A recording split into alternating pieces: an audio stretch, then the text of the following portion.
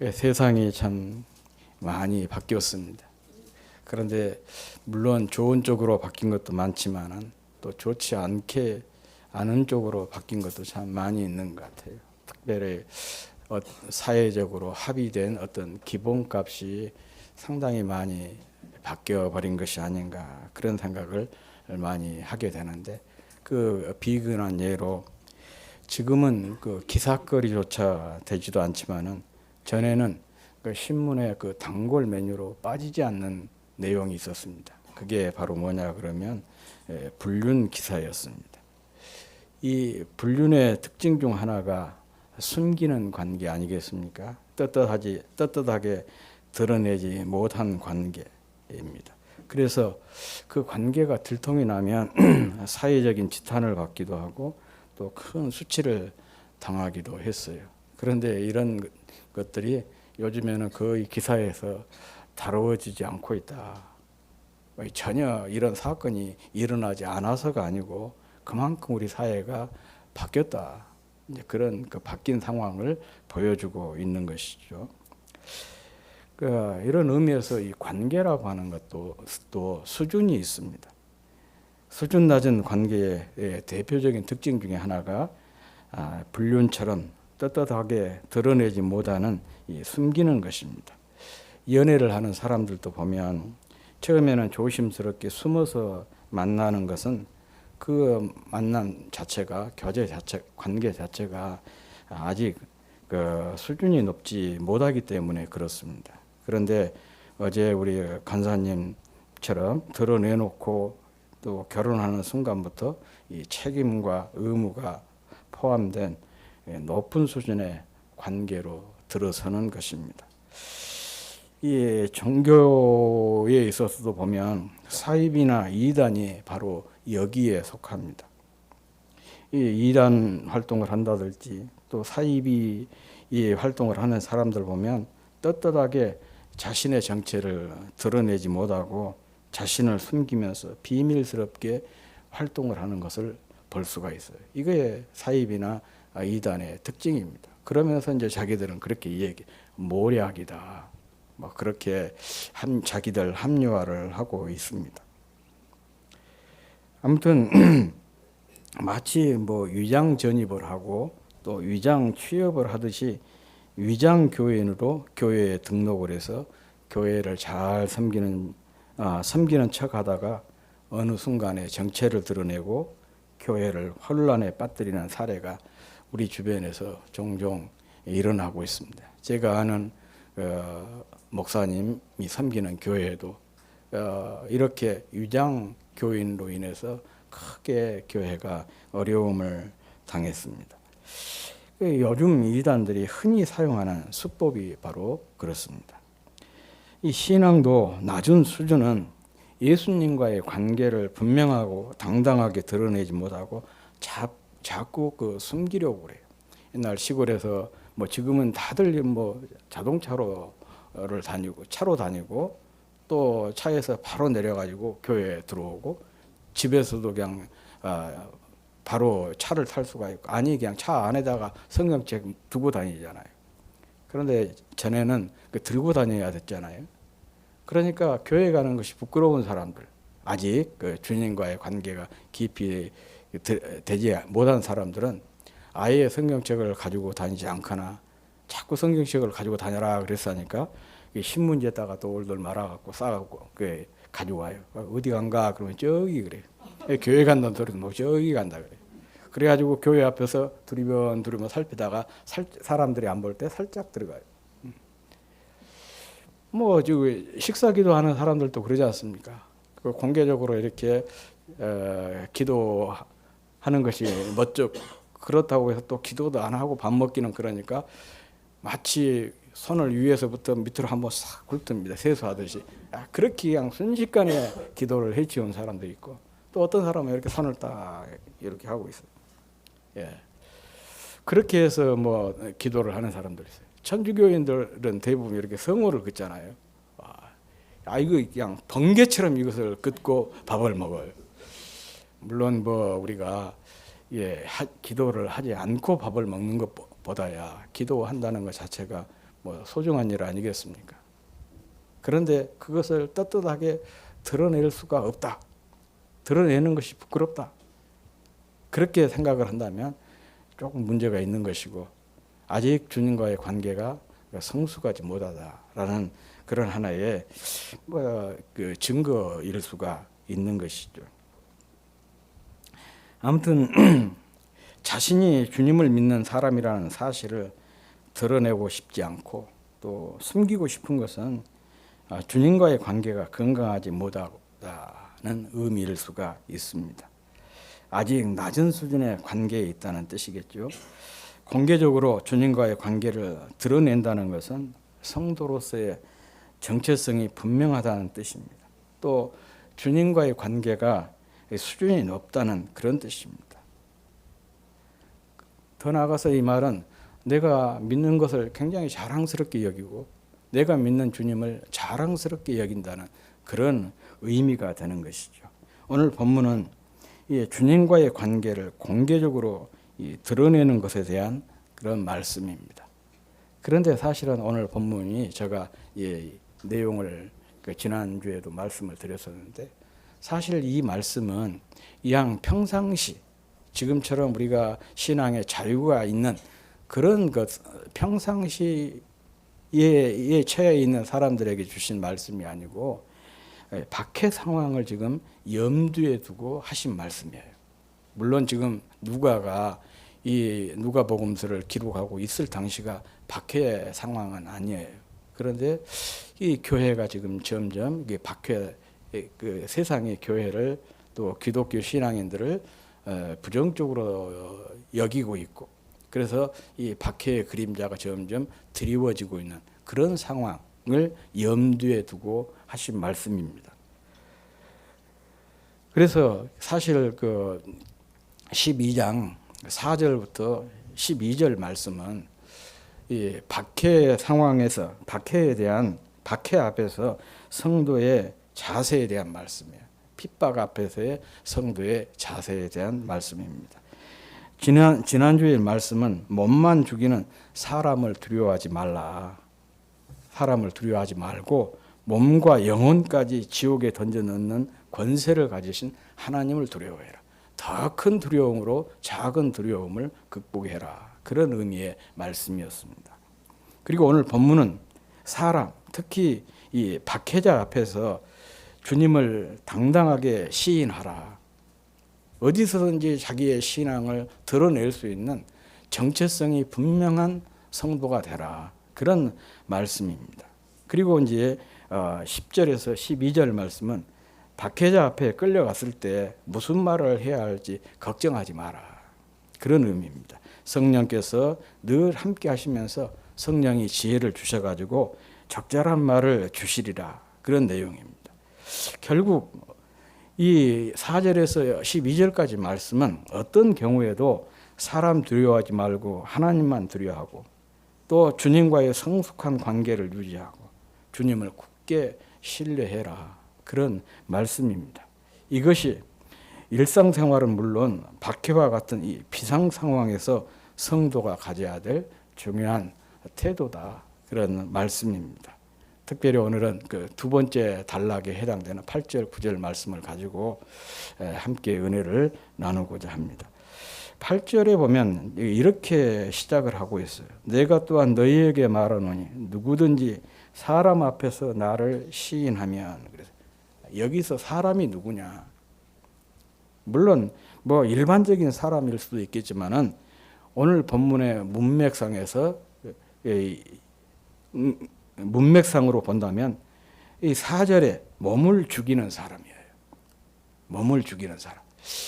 세상에 몸을 죽일 수 있는 사람이 몇이나 될까요? 많지 않죠.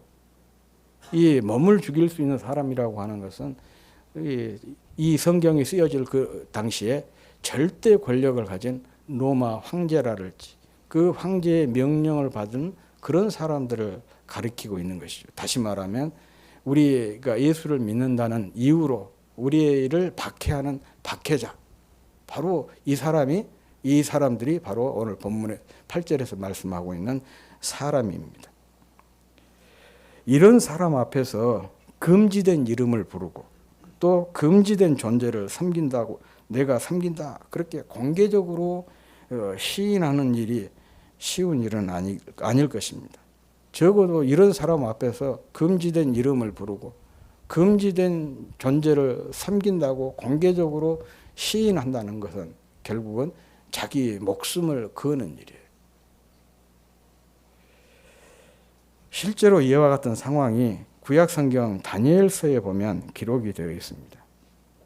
당시 바벨론이라고 하는 나라가 대제국을 건설을 했습니다. 그리고 그 나라가 유대라고 하는 나라를 쳐들어와 가지고 거기에서 왕을 비롯한 귀인들을 또 그 나라에 쓸만한 사람들, 귀족들을 다 그 바벨론으로 포로로 끌어갔어요. 그때 다니엘과 그의 세 친구도 함께 끌려가게 됐는데, 이렇게 바벨론 왕 느부갓네살이 크게 전공을 세우고 또 자기를 이렇게 과시를 하고 싶어서 평지에다가 어마어마한 신상을 세웠습니다. 한 50m 정도 되는 높은 신상이에요. 그런데 그 큰 신상을 황금으로 만들어서 세웠습니다. 그리고 공포를 했어요. 나팔을 불 때 이 모든 신민은, 모든 백성은 왕의 이 금신상 앞에 절을 하도록 했습니다. 이 절을 하지 않은 사람들은 모두 다 불구덩이에 던져 넣겠다, 화형을 시키겠다, 그렇게 얘기를 하고 나팔을 불고 모두가 그 신상 앞에 엎드렸는데, 이 다니엘의 세 친구 사드락과 메삭과 아벳느고, 이 세 친구는 절을 하지 않는 거예요. 우리는 여호와 하나님을 믿기 때문에 이런 그 우상 앞에 절할 수 없다, 그래 절을 하지 않았어요. 그러니까 자연히 발각이 되었고 왕 앞에 끌려가게 되었죠. 그런데 왕이 이들의 재주를 귀하게 봐서 회유를 합니다. 기회를 주는 거예요. 또 회유와 더불어서 협박을 하죠. 내가 한 번 너희들에게 기회를 줄 테니까 절을 해라. 그러면 용서하겠다. 그러나 너희들이 절하지 않으면 이 풀무불을 7배나 더 뜨겁게 해서 너희들을 그 불 속에 던져 넣겠다, 이렇게 협박을 했습니다. 그런데 이런 그 왕의 회유와 협박에 또 그들은 포기하지 않고 오히려 이렇게 외쳤습니다. 왕이여, 우리가 섬기는 하나님이 계시다면 우리를 맹렬히 타는 불 가운데서 능히 건져내시겠고 왕의 손에서도 건져내시리이다. 그렇게 하지 아니할지라도 왕이여, 우리가 왕의 신들을 섬기지 아니하고 왕이 세운 금신상에게 절하지도 아니할 줄을 아옵소서. 그렇게 얘기했어요. 그래서 결국 우리가 잘 알다시피 불 속에 던져졌잖아요. 그런데 던져졌는데 보니까 이 세 사람을 넣었는데 네 사람이 불 가운데서 덩실덩실 춤을 추고 있는 거죠. 그래서 왕이 깜짝 놀래가지고 다시 끄집어 냈었는데 보니까 뭐 그들을 묶었던 줄만 다 타지고 옷에서 그런 냄새도 나지 않았다. 그런 큰 기적이 일어났어요. 오늘 본문은 바로 이와 같은 상황을 지금 염두에 두고 말씀하고 있는 것입니다. 사실 우리 기독교 역사를 쭉 보면, 특별히 초기 역사를 보면 로마 제국이 기독교를 국교로 인정하기 전 200년, 거의 200년 이상 혹독하게 박해를 했습니다. 그래서 당시에 예수를 믿기 위해서는 적어도 세 가지를 각오를 했다고 그래요. 그 세 가지 중에서 첫 번째가 맞아 죽을 각오, 두 번째가 굶어 죽을 각오, 세 번째가 얼어 죽을 각오였습니다. 말 그대로 죽을 각오를 하고 믿는 것이었죠. 왜냐하면 당시에는 예수 믿으면 모든 그 시민권을 다 박탈을 시켜버려요. 시민권을 박탈시킬 뿐만 아니라 또 모든 재산을 다 몰수를 시키면서 쫓아버립니다. 그러면 어떻게 되겠어요? 아무것도 가진 것도 없지, 보호도 못 받으니까 굶어 죽을 수 있고 얼어 죽을 수 있고, 또 이렇게 시민권이 박탈된 사람은 다른 사람이 누가 그를 죽여도 크게 법적으로 문제가 되지를 않습니다. 그러니까 어디에서 누구에게 맞아 죽을 수 있는 것이죠. 그러니까 적어도 이 로마 박해 시대 때 예수를 믿는다는 것은 세 가지를 각오를 해야 돼요. 맞아 죽을 각오, 굶어 죽을 각오, 얼어 죽을 각오. 그럼에도 예수를 구주로 믿겠다고 결단한 사람들이 많았고, 믿는 것이 드러났을 때 공개적으로 예수를 부인하면 살려주겠다고 회유를 해도 오히려 공개적으로 시인하면서 죽음의 길을 택했습니다. 이런 사람들을 가리켜서 뭐라고 그래요? 순교자들이라. 영화로도 만들어졌잖아요. 코바디스라고 하는 그 유명한 영화가 있는데, 거기에 보면 그 순교자들의 순교하는 장면이 참 끔찍한 그런 그 처형 앞에서도 주님을 부인하기는커녕 오히려 찬양하면서 찬송하면서 그 죽음을 장엄하게 맞이하는 그런 모습들을 볼 수가 있습니다. 우리나라 초대교회도 지금으로부터 한 140년 전이죠. 우리나라 초대교회에서도 그랬습니다. 당시 우리나라는 기독교 활동이 국법으로 금지되어 있었죠. 흥선대원군이 세국 정책을 펴면서 외국 업무를 전부 다 차단을 시켰어요. 그러니까 신앙 역시 종교 역시 마찬가지였습니다. 만약에 발각이 되면 사형에 처해졌습니다. 바로 이런 그 엄혹한 시절에 최초로 우리나라 그 안에서 세례를 받은 사람이 있어요. 물론 밖에서 압록강을 건너가지고 뭐 만주라든지 중국이라든지 그런 데서 세례를 받고 또 일본에서 세례를 받고 들어온 사람들이 간혹 있었어요. 그렇지만 국내에서 최초로 세례를 받은 사람이 있는데 그 사람이 누구냐? 노춘경이라고 하는 분인데 노도사라 그렇게 교회사에 기록이 되어 있어요. 알렌에게 한국어를 가르쳤던 사람 노도사라 그런데 이분이 최초의 세례를 받았습니다. 그가 세례를 언제 받았냐 그러면 1886년 7월 18일입니다. 선교사들이 총을 들고 보초로 서고 선 가운데 목숨을 걸고 그 선교사 언더우드에게 세례를 받았습니다. 그리고 이듬해 서울의 지역에서 신앙생활을 하던 서경조, 정공빈, 최명호 또 이 세 사람이 선교사를 찾아와가지고 왕이 우리의 목을 쳐도 줬어. 그러니 우리는 이렇게 죽을 각오가 되어 있으니까 우리에게 세례를 베풀어 주시오. 그러면서 세례를 요청한 그런 사례가 있습니다. 지금 우리는 세례를 그렇게 대수롭지 않게 생각을 하잖아요. 그런데 우리 신앙 선배들 불과 140년 전에 그들은 목숨을 걸고 세례를 받았어요. 이 세례라고 하는 것이 뭐냐? 세례라고 하는 것은 자신이 예수님을 믿는다는 것을 공개적으로 드러내는 예식이었습니다. 그런데 이것이 국법으로 금지가 되고 발각이 되면 죽을 수도 있었기 때문에 세례를 받는다는 것은 다시 말하면 자기 목숨을 내거는 것이었어요. 이렇게 자기의 목숨을 내걸고 세례를 받았던 것이죠. 그들이 이렇게 한 배경에 오늘 본문의 말씀이 있습니다. 오늘 본문 8절 9절 말씀 우리 다 같이 한번 봉독하겠습니다. 시작. 내가 또한 너희에게 말하노니 누구든지 사람 앞에서 나를 시인하면 인자도 하나님의 사자들 앞에서 그를 시인할 것이요 사람 앞에서 나를 부인하는 자는 하나님의 사자들 앞에서 부인을 당하리라. 아멘. 그러므로 주님을 사람 앞에서 시인한다는 것은 단순히 나는 믿는 사람이라는 고백 이상의 의미를 가지고 있습니다. 그것은 곧 주님을 위해 자신의 목숨을 건다 그런 의미인 것입니다. 그러니까 맞아 죽을 각오, 얼어 죽을 각오, 또 굶어 죽을 각오를 하면서 주님을 선택한 것이고 이런 죽을 각오를 하면서 세례를 받는 것 아니었겠습니까? 시대가 어렵고 또 신앙을 고백하는 것이 위험하다고 해서 주님을 시인하지 못하거나 부인했다가 장차 주님 앞에 섰을 때 주님께 내가 거부당하거나 부인당하면 어떨까? 그런 두려움 때문에 이들은 이 목숨을 걸고 주님을 믿는다고 자기를 박해하는 박해자 앞에서 당당하게 신앙을 고백할 수가 있었던 것입니다. 그렇지만 지금 우리에게는 신앙의 자유가 보장이 되어 있습니다. 그렇기 때문에 공개적으로 내가 예수를 믿는다 그렇게 얘기한다고 해서 얘기하는 것이 그렇게 어려운 일이 아니죠. 또 그렇게 얘기한다고 해서 특별한 어떤 불이익이 따르지도 않습니다. 그런데도 사람들이 자기가 믿는다는 것을 이렇게 당당하게 드러내지 못하고 있습니다.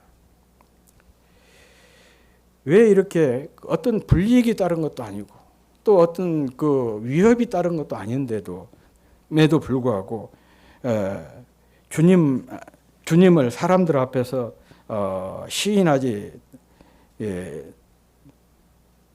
못한 이유, 또 이렇게 이런 평상시에도 늘 우리가 사람들 앞에서 나는 예수 믿는다, 믿는 사람이다 이렇게 고백한다는, 시인한다는 것이 무슨 의미일까?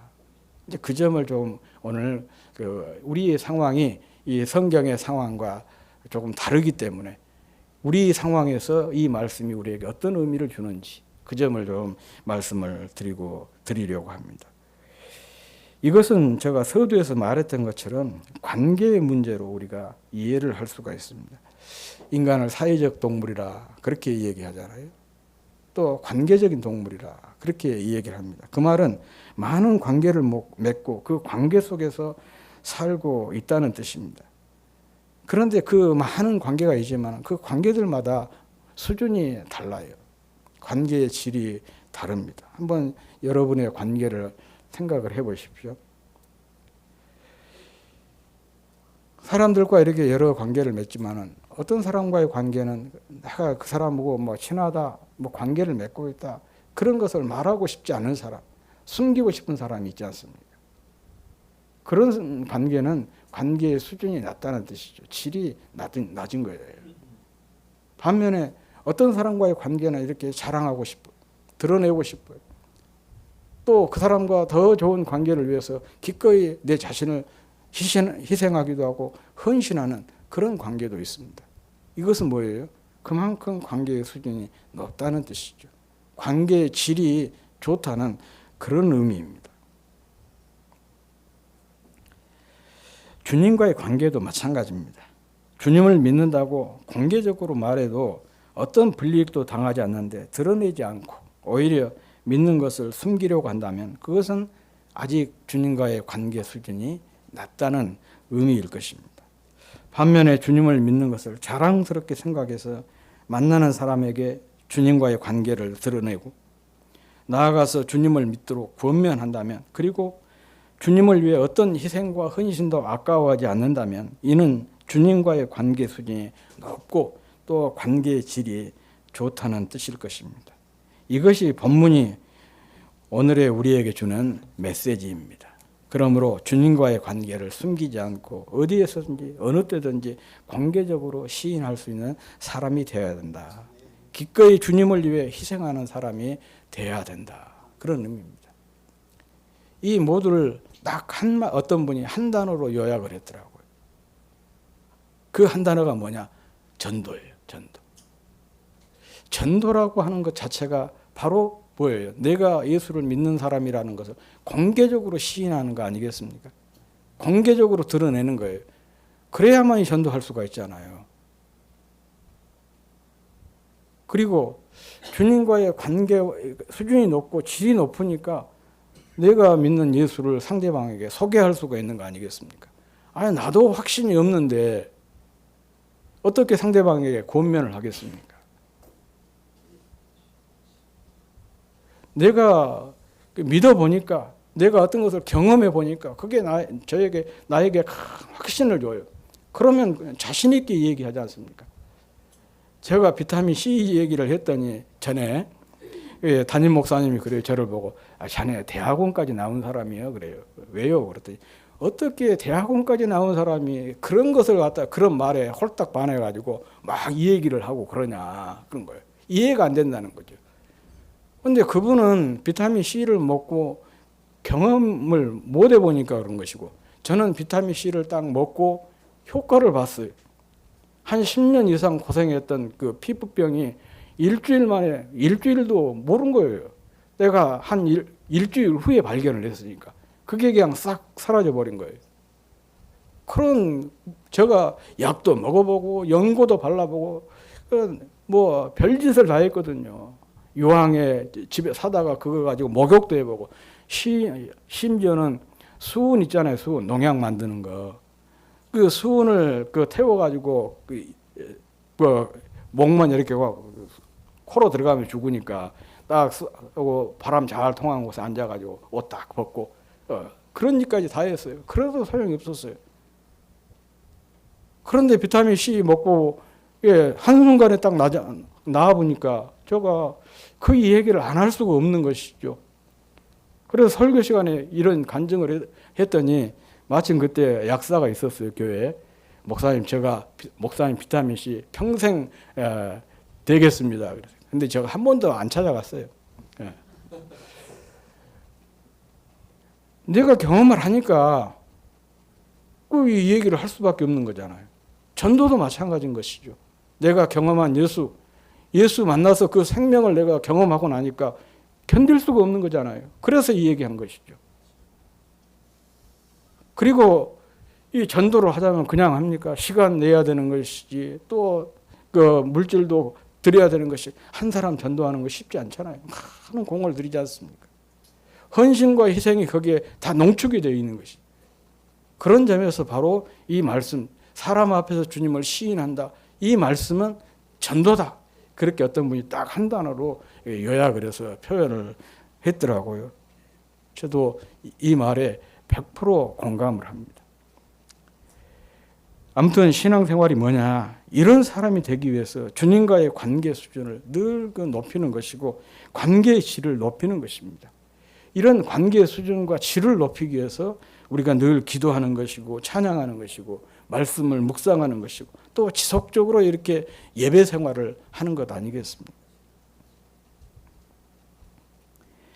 2000년 우리 교회 역사를 보면 한마디로 순교의 역사다. 그렇게 이 얘기를 해도 과언이 아닙니다. 지금 우리나라야 뭐 교회에 대한 믿는다고 핍박도 없고 어떤 불이익을 당한 일도 거의 없습니다.